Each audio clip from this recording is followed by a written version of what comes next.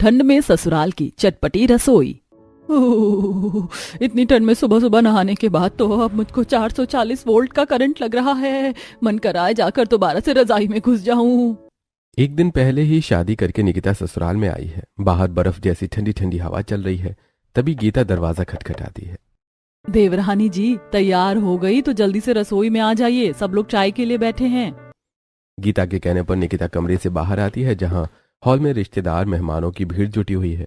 कोई कंबल लपेट कर बैठा है, कोई रजाइयों में घुसा पड़ा है, तो कोई गरम शॉल में दिख रहे हैं। तभी राजवती ने कहा, अरे बहू, जा जल्दी से सबके लिए बढ़िया मसालेदार चटपटी चाय बना कर लिया। इतनी बढ़िया ठंड के मौसम में तो मसालेदार चाय पीने का ही मजा है। मसालेदार तक तो ठीक था, लेकिन ये चाय चटपटी कब से होने लगी? नई बहू ने मुस्कुराते हुए मन में ऐसा कहा और चाय पानी बनाने के लिए रसोई में आ गई। ये ससुराल की रसोई तो बर्फ की सिल्ली जितनी ठंडी है। देवरानी जी पहले चूल्हे की पूजा कर लो, उसके बाद ही नाश्ता पानी बनाना शुरू करना। निकिता जल्दी से चूल्हे पर स्वास्तिक बनाकर पूजा करती है और चाय बनाने के लिए बर्तन के स्टैंड से फ्राई पैन उतारती है। इस फ्राई पैन में सबके लिए चाय बन जाएगी? अरे देवरानी जी, इसमें ढंग से चाय नहीं पक पाएगी। घर में सबके सब चाय पियेंगे। ऐसा करो, इस बड़े वाले पतीले में चाय बना लो। दूध का पैकेट फ्रिज में रखा हुआ है और अदरक भी पड़ी है। इतना कहकर गीता किचन से चली जाती है। निकिता फ्रिज में से ठंडे ठंडे दूध के पैकेट निकालती है, जिसमें ठोस बर्फ जम चुकी थी।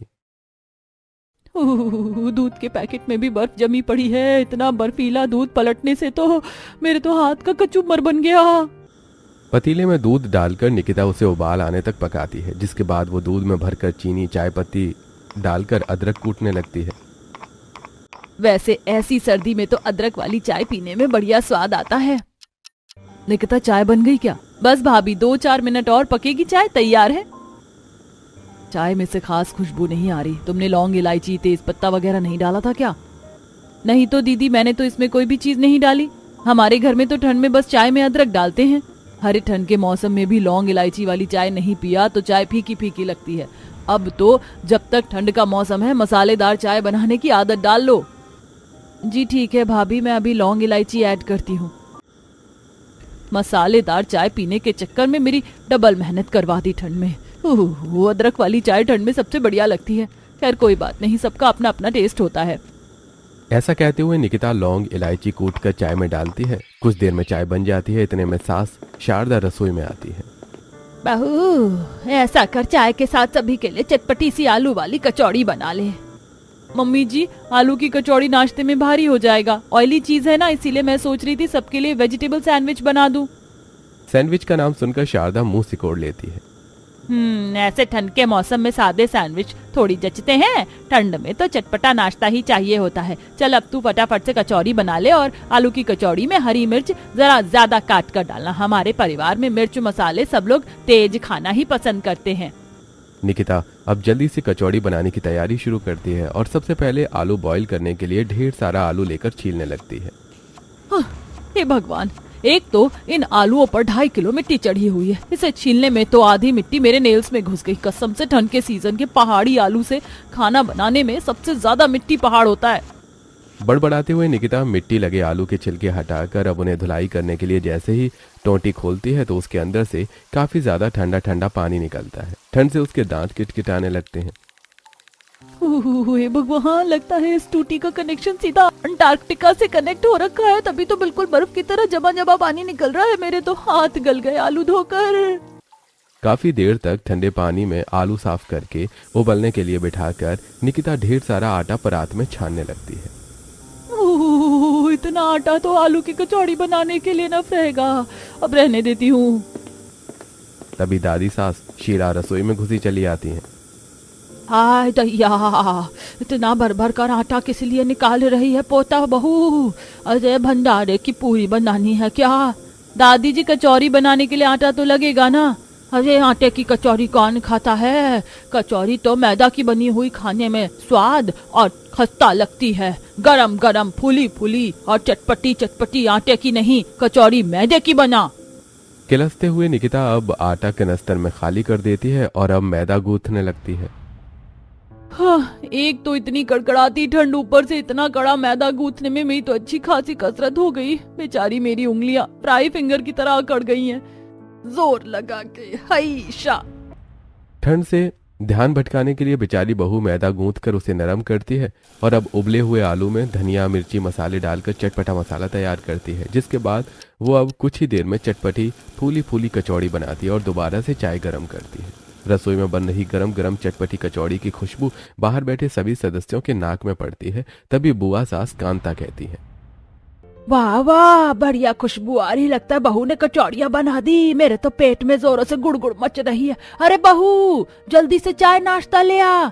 जी बस लाई बुआ जी। जेठानी जी भी बाहर जाकर ही जम गई हैं। ये नहीं कि यहाँ पर मैं बना रही हूँ तो वो सबको चाय नाश्ता परोस कर देती जाए, उससे काम हल्का हो जाता है। निकिता कचौड़ी तलते हुए ही अब सभी के लिए कप में चाय डालकर लाकर देती है। लो भाई, चाय भी आ गई। कितनी बढ़िया महक आ रही है इस मसालेदार चाय में से। मुझको भी चाय चाहिए चाची, मुझको भी चाय दे दो। रोहन बेटा, मैंने तुम्हारे लिए चाय नहीं बनाई। बहू, ठंड का मौसम है, दे दे दोनों बच्चों को थोड़ी थोड़ी चाय, या कचौरी से खा लेंगे। देवरानी जी, चाय पिए बिना दोनों मानेंगे नहीं, आपको चाय देनी पड़ेगी क्योंकि दोनों डेली चाय पीते हैं। गीता की चाय देने की बात सुनकर निकिता अब थोड़ी इरिटेट होकर किचन में आती है। हद है कसम से, हरे घर के कच्चे बच्चों को चाय देना जरूरी है क्या? इन्होंने पहले बताया नहीं कि बच्चे भी चाय पीते। अब मुझे अपने हिस्से की चाय इन्हें देनी पड़ेगी। एक तो वैसे ही ठंड में सुबह सुबह ये चटपटा नाश्ता तैयार करने में मेरी हालत खस्ता हो गई। कोई बात नहीं, अपने लिए मैं स्पेशल कप की चाय बनाऊंगी, गर्मा गर्म कचौड़ी के साथ, लास्ट में तसल्ली से खाऊंगी। ऐसा कहते हुए निकिता ने खुद को दिलासा दिया और अपने हिस्से की चाय दोनों बच्चों को दे आती है। सभी का अच्छे तरीके से चटपटे नाश्ते से पेट भरवाती है। कुछ देर बाद बहुत ही चटकदार कचौड़ी बनाई थी नई बहू ने। मिर्च मसाले डालने में बिल्कुल हलवाई जैसा हाथ पाया बहू ने। मैंने तो पेट भरकर ढंग से खा लिया, सफर आराम से कट जाएगा। अच्छा शारदा जी, अब हम निकलते हैं, ट्रेन का टाइम भी हो रहा है। चले जाना, तुम्हारे लिए पैक करवा देती हूँ, ट्रेन में खा लेना। अरे नहीं नहीं जेठानी जी, ट्रेन में कुछ खरीद कर खा लेंगे, सफर कट जाएगा।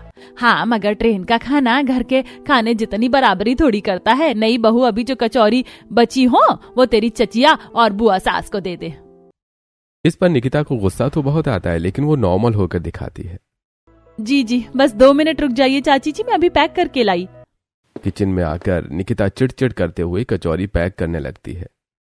मैंने इतनी शौक से मेहनत लगाकर एक कचौड़ी बनाई, सोचा था सबको नाश्ता करवाकर लास्ट में गर्मा गर्म चाय की सिप लेते हुए कचौड़ी खाऊंगी। इस मम्मी जी की मेहमानदारी के चक्कर में मेरे अरमानों पर पानी फिर गया।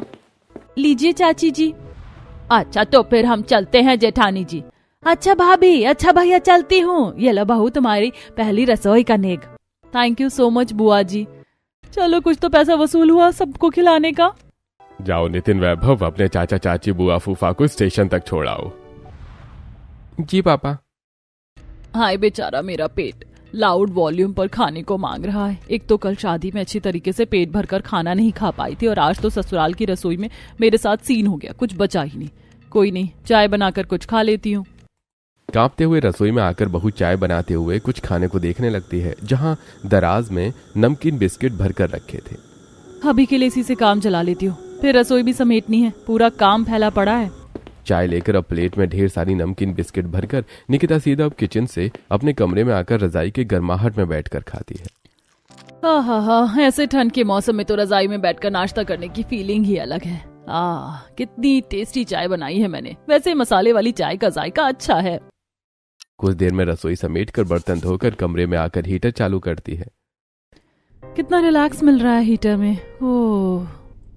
कुछ देर में हीटर चलने से कमरे में गर्माहट भर जाती है और निकिता सो जाती है। कुछ देर में कनिका आती है।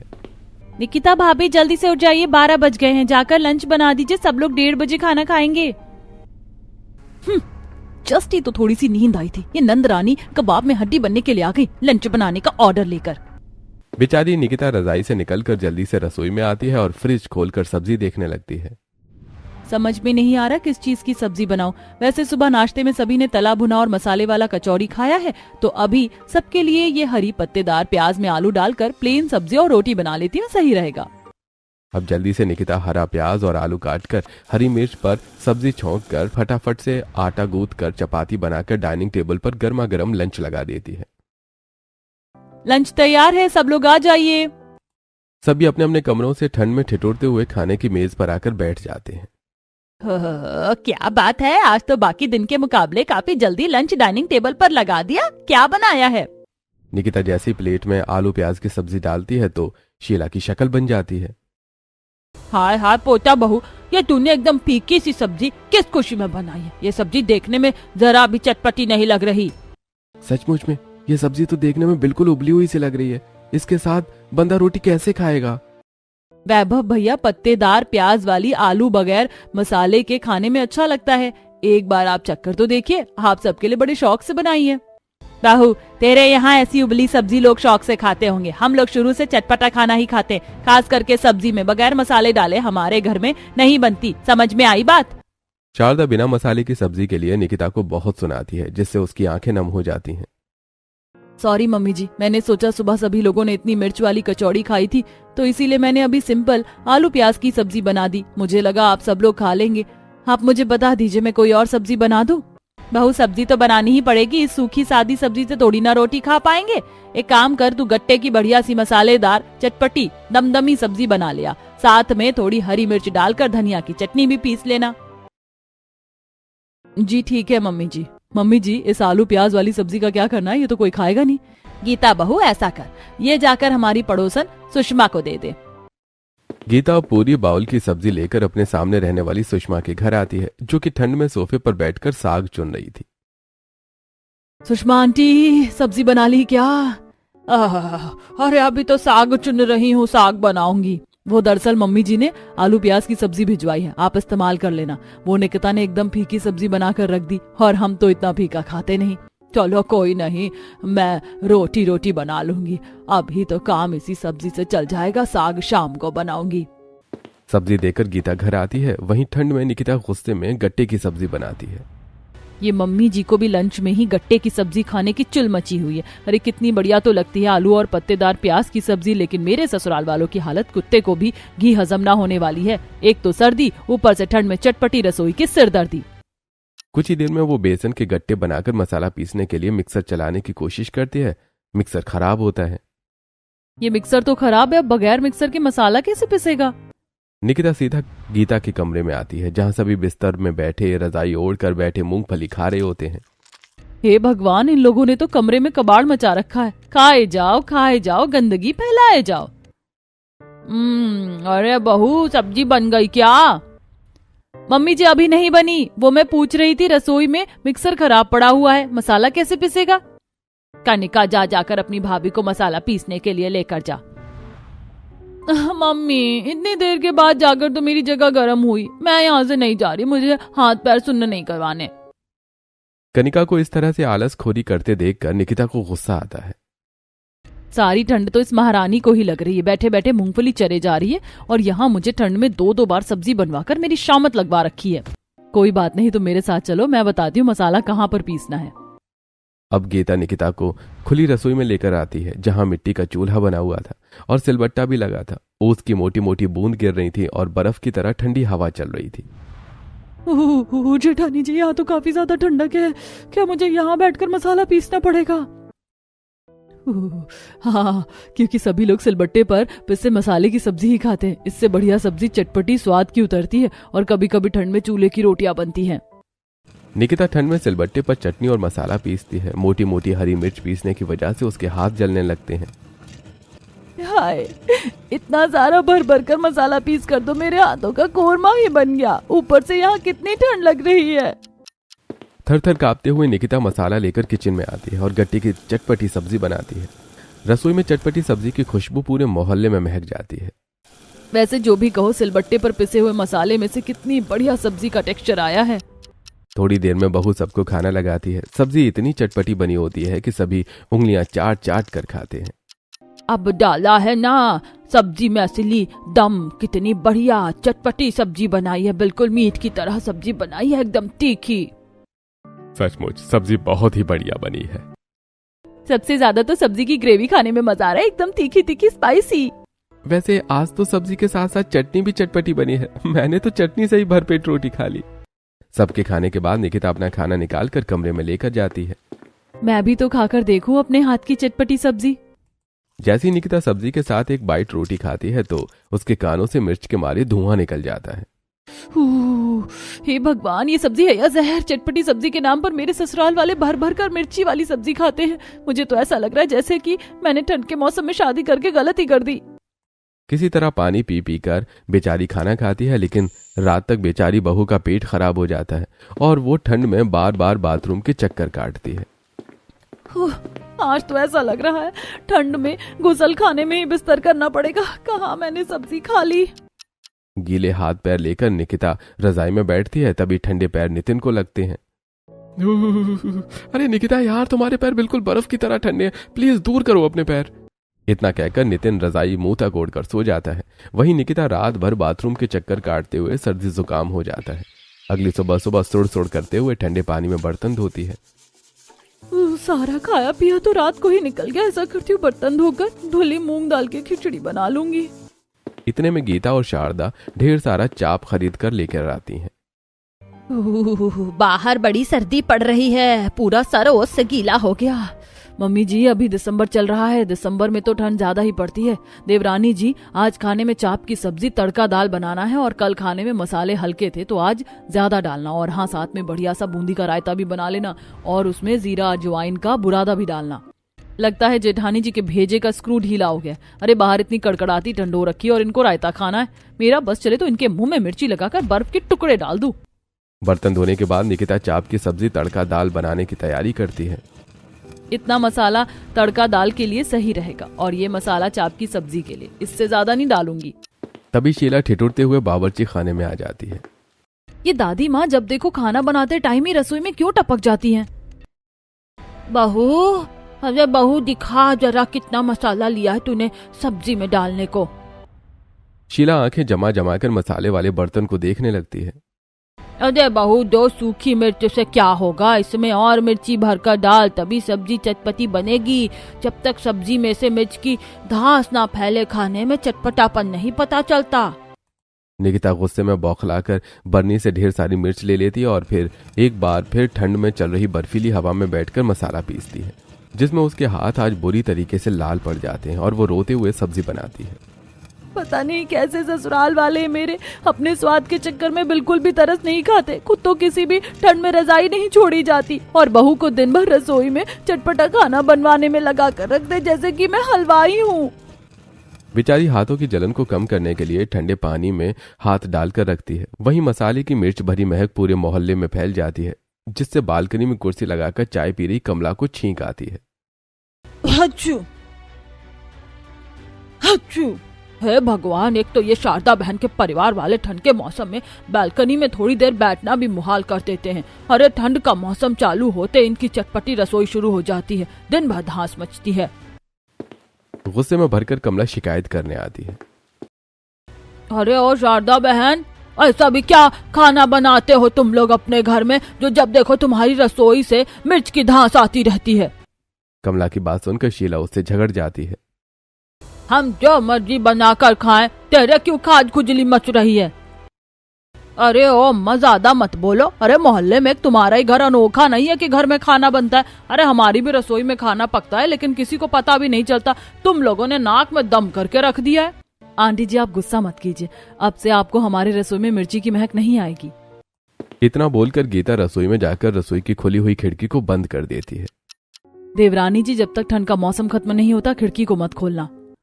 भाभी, ऐसे तो रसोई में काफी ज्यादा मिर्च की धांस भर जाएगी। हमारी रसोई में चटपटा खाना ही बनता है। भाभी, अब कुछ टाइम के लिए एडजस्ट नहीं कर सकती क्या? कनिका, एक दिन मेरे बदले तुम खाना बनाकर देख लो। ठंड में बाहर से मार्केट करके आना और रसोई भी मैनेज करना जब एक दिन खुद करोगी तब पता चलेगा। अरे बहू, इसमें किस बात का इतना एहसान दिखा रही है? अरे बहू का फर्ज होता है ससुराल वालों की फरमाइश के अनुसार खाना बनाकर खिलाना, और हमें चटपटा खाना पसंद है तो हम वही खाएंगे। अब एक आदमी के लिए 10 जनों के मुंह का स्वाद तो नहीं बदला जा सकता। ऐसे ही वक्त गुजरता है। रात निकिता को रसोई में ठंड में खाना बनाते देखकर नितिन को अब अच्छा नहीं लगता। लगातार चटपटा खाना बनाने में हर बार निकिता को भर भर कर मसाले पीसना पड़ता, जिसके चलते उसके हाथों से फंगस हो जाता है। उसके सिचुएशन को देखते हुए नितिन अपनी माँ से बात करता है। मम्मी, ये क्या मतलब है? निकिता जब से शादी करके आई है वही रसोई में अकेले खाना बनाती रहती है। अरे भाभी को उसकी थोड़ी बहुत हेल्प तो करवा देनी चाहिए ना। इतने में गीता आग में घी डालते हुए कहती है, देख लीजिए मम्मी जी, देवरानी जी को 4 दिन खाना बनाते खिलाते क्या हुए, देवर जी को दिखने लगा। और मैं इतने सालों से ठंड के मौसम में सभी को उनकी फरमाइश और मनपसंद का खाना बनाकर खिलाते आ रही हूँ, तो मेरे टाइम में किसी को नहीं दिखा। भाभी मैंने मना थोड़े किया है कि आपने हम सभी को बनाकर नहीं खिलाया, लेकिन पर आप उसकी थोड़ी बहुत तो हेल्प कर सकते हो ना, जैसे कि आटा गूंथना और सब्जी काटना हो गया। क्यों, उसको क्या एक सब्जी काटने और आटा गूंथने में जोर आ रहा है? अरे जब मैं शादी करके आई थी तो 20-20 जनों का खाना अकेले बनाकर परोस कर खिलाया है, वो भी चूल्हे पर। तेरी बीवी को तो फिर भी गैस पर बनाने का आराम है। नितिन इसके बाद कोई बात नहीं करता और ऑफिस चला जाता है। ऐसे ही 2-4 दिन गुजर जाते हैं। फिर एक दिन, माँ, आज मेरे बॉस ने मुझे और निकिता को डिनर पर इनवाइट किया है, तो निकिता तुम तैयार हो जाना। मगर भैया, अगर भाभी आपके साथ डिनर पर चले जाएंगे तो फिर रसोई कौन संभालेगा? ये तो जैसे मेरी खुशी के बीच में टांग अड़ाए बिना रह नहीं सकती है। नितिन जी, आप चले जाइएगा, वैसे भी मेरा खास मन नहीं है जाने का। निकिता तुम मेरे साथ डिनर पर चल रही हो, और रही बात एक दिन खाना न बनाने की, तो आज का खाना भाभी बना देंगी।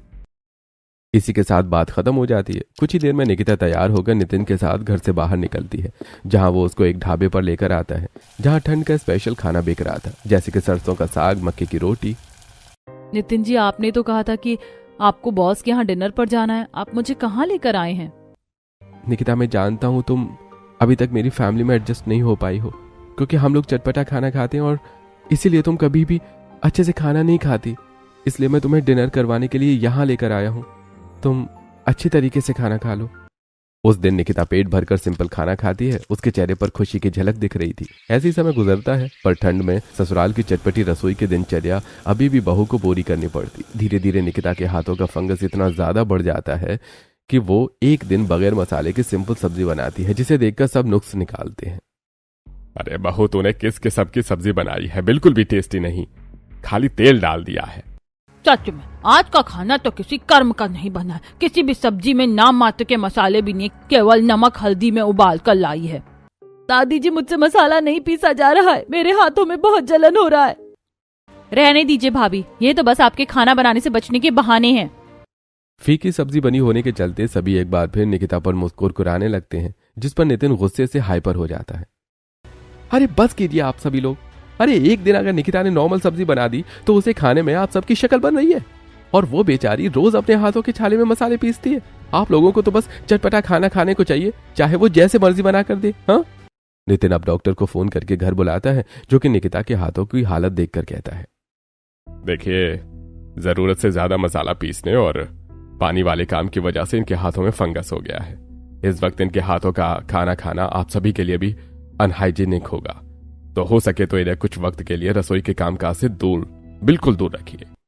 निकिता के हाथों की इतनी खराब हालत देखकर गीता, शारदा, कनिका तीनों काफी ज्यादा अफसोस खाती हैं और अब उसे प्रॉपर आराम करवाती हैं। तीनों मिलजुल कर रसोई के काम देखती हैं, जैसे कि कनिका बाजार से सब्जी लेकर आती है, शारदा सब्जी कटवाती है और गीता सबके लिए खाना बनाती है।